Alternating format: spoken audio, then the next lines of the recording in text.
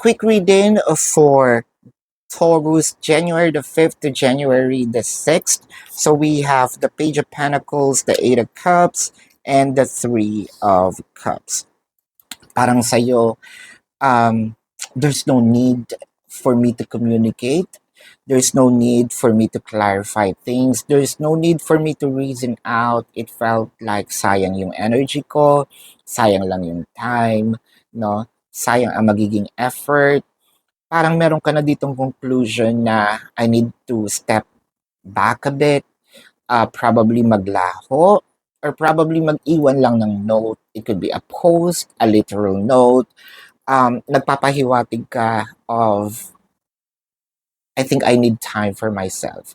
I think I need time to, reflect and sarilinin ko muna yung sarili ko, asikasuhin ko yung sarili ko, ilaan yung energy, effort, no, at ang pagmamahal ko para sa sarili ko. It felt like napabayaan natin ang sarili natin, kaya this time, babawi tayo sa atin mismo. So this is your quick reading, Taurus, for January the 5th to January the 6th. Predicting future is my purpose. Yelling the stars align. I am